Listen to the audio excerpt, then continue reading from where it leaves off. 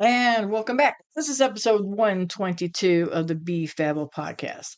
So, after the last episode, 121, where I talked a little bit about my Parkinson's and how walking away from what I built, um, just a general conversation of kind of where I was in my life and my business. So, I wanted to come in with this one kind of back to what we always talk about. Getting back to being grounded, getting back to being more reflective, because what we're talking about today isn't about doing more.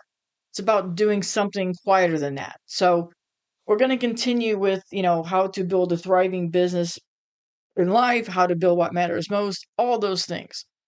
But I wanted to talk today about there's a shift that happens. And it doesn't happen when you have everything figured out. It doesn't happen when you get more organized, and it doesn't even happen when you do things better or do more things. It happens when you stop asking, how do I do this better? Let's reframe that. Instead of saying, how do I do this better? I want you to say, why am I doing this at all? Ask that question to yourself. Why am I doing this at all? Let's work with that reframe.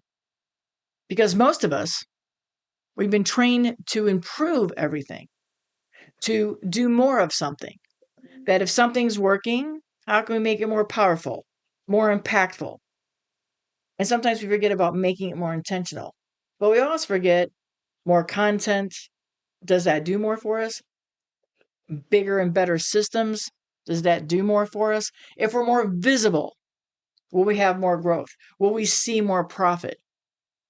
And on the surface, all that sounds like progress, right? That all seems like, okay, I'm moving the needle forward in my business.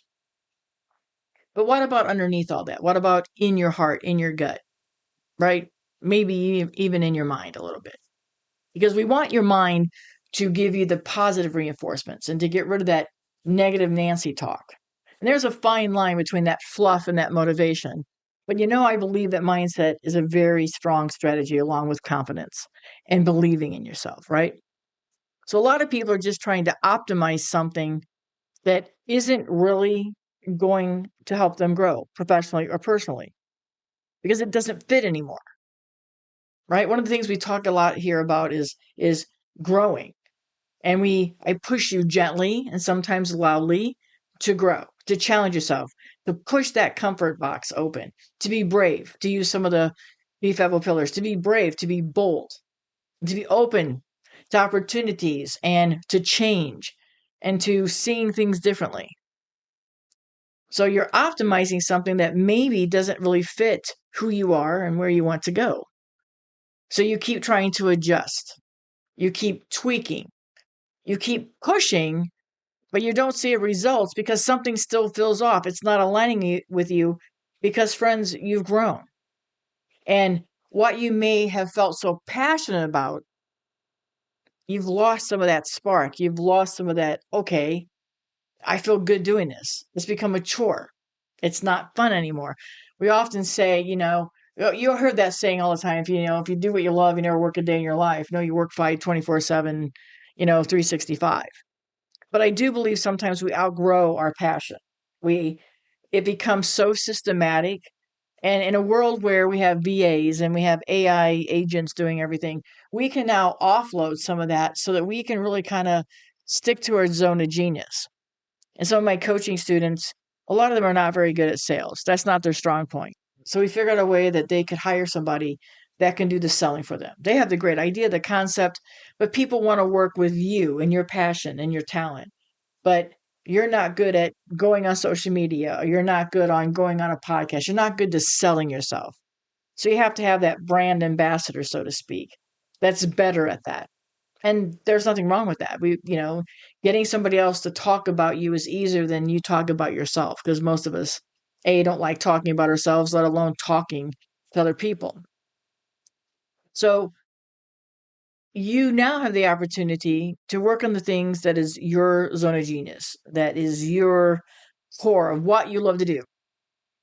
And pushing and adjusting and tweaking, it still isn't working. So you find somebody that can help you, or you just come to the realization that I just don't like doing this anymore. Something needs to change. And then this is the shift. It's that quiet one, the one that changes everything. You don't need to do more.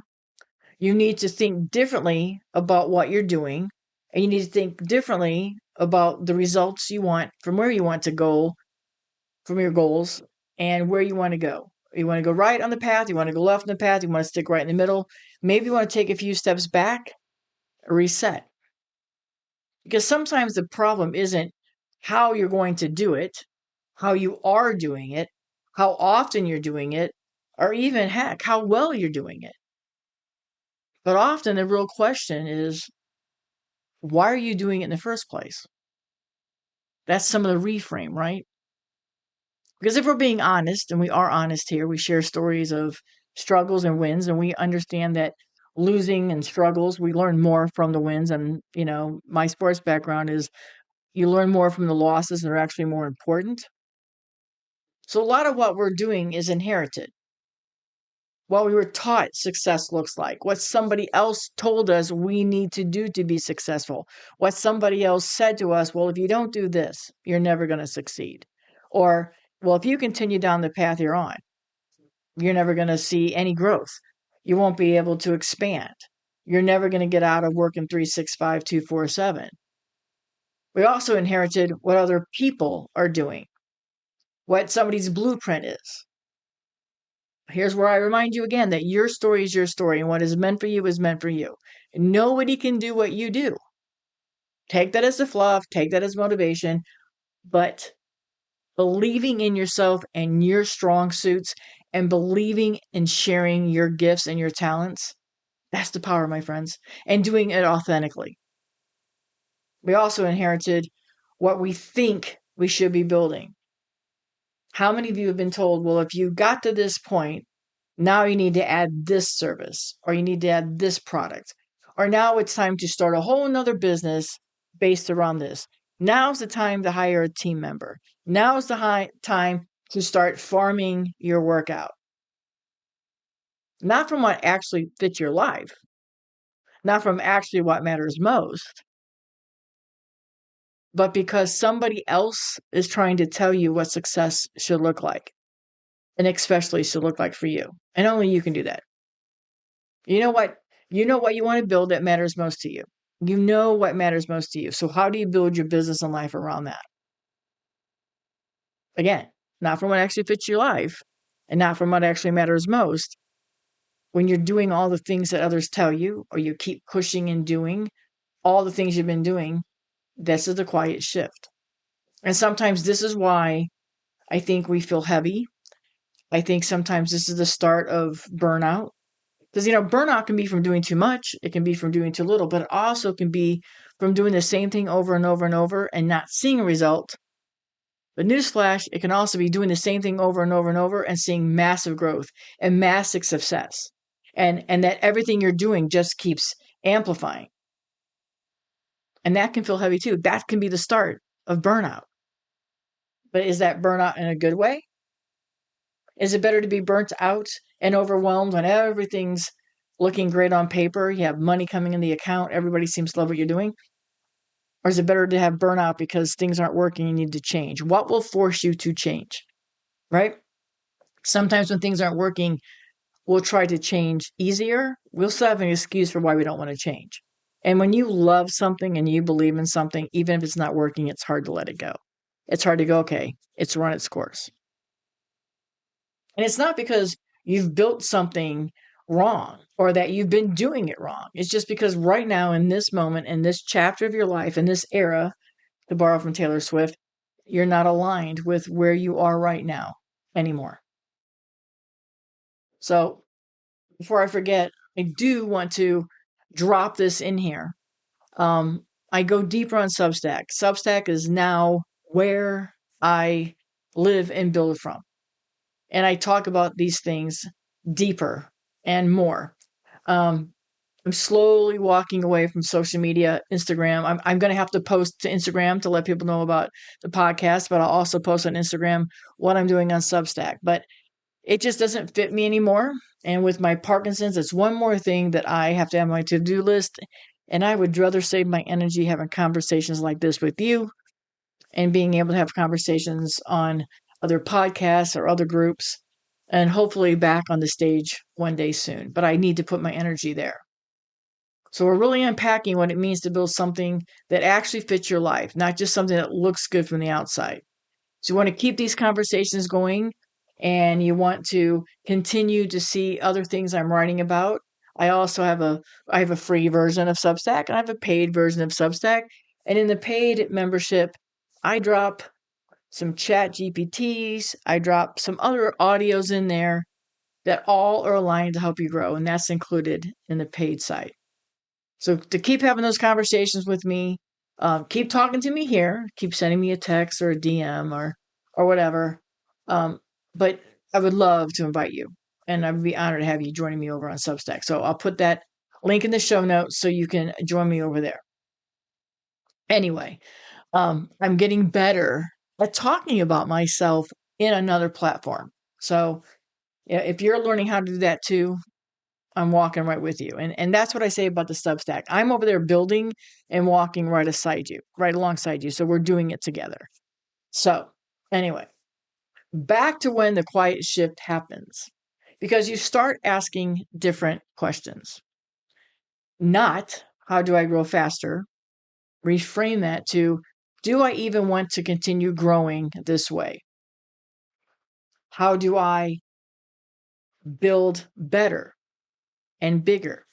I want you to shift that to, do I need to build bigger and better? And why? I want you to change, how do I get more people to find me?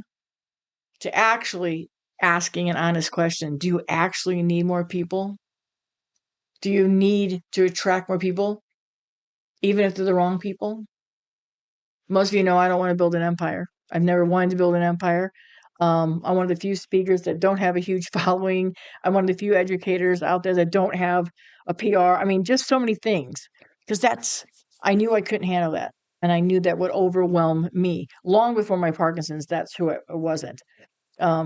I knew how many weddings I wanted to do each year to support my family. I knew the amount of income I wanted to make, and I knew I wanted to travel across the country doing that. So I knew I was going to not be doing 100 weddings a year, but I was going to stick to, 10 or 15 to 20, because it allowed me to travel, allowed me to speak in between.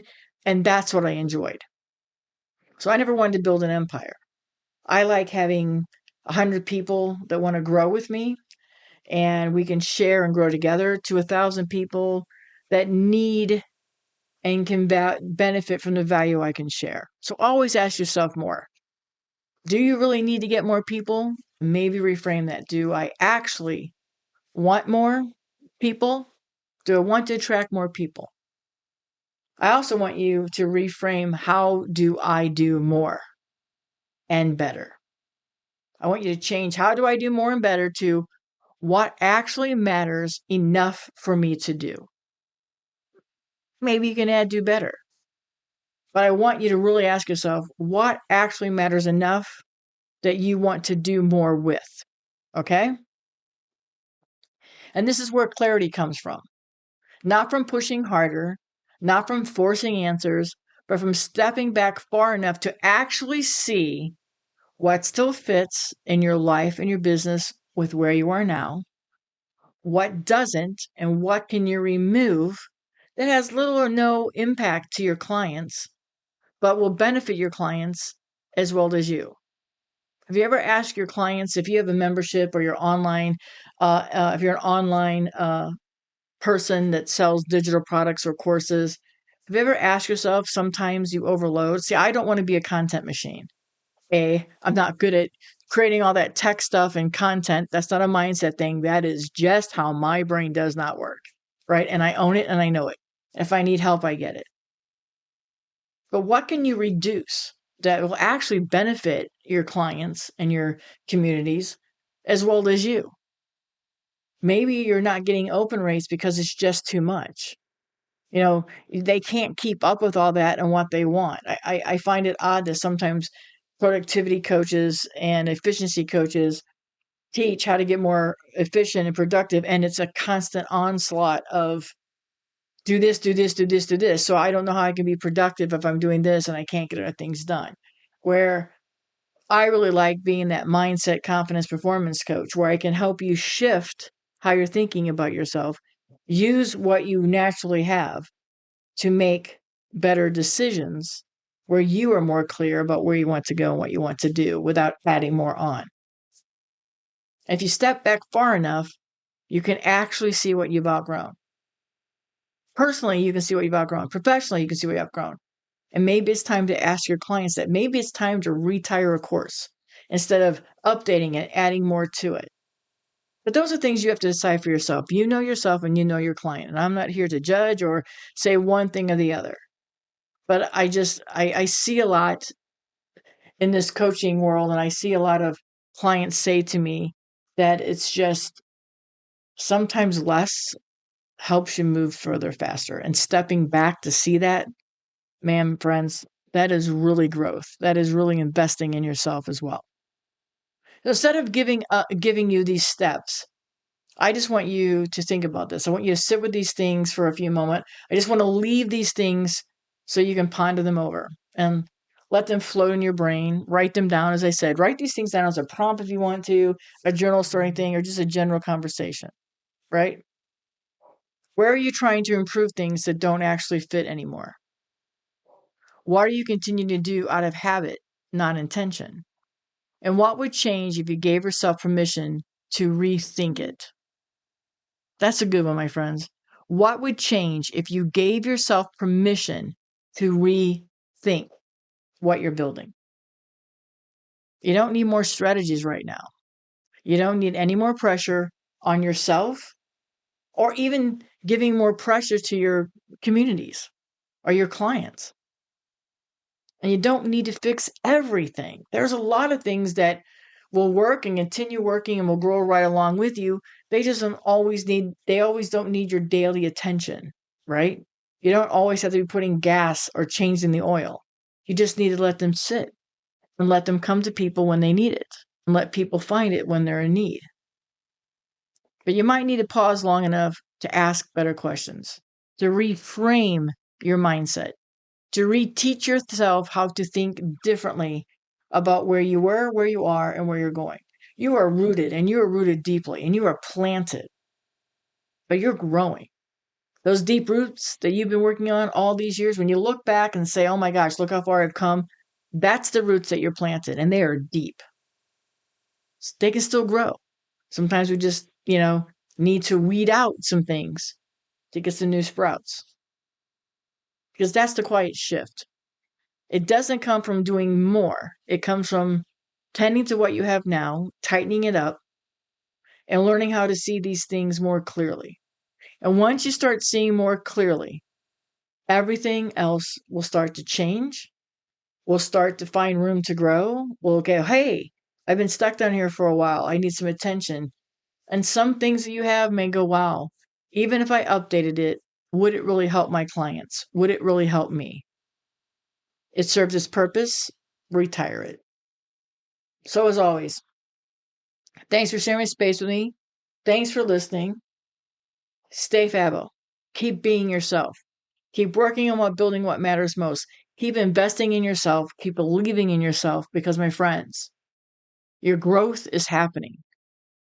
Be proud of yourself for all that you're working on. Maybe the best is yet to come. You've had a great run. You're doing the things that you love, but maybe there's a whole new direction that you haven't thought about. Maybe there's something else that will ignite a new spark in you. You don't have to do more. You just do it differently. I'm here to grow right along with you. So, my friends, till next time, once again, thanks. And remember, you're Fabbo just the way that you are.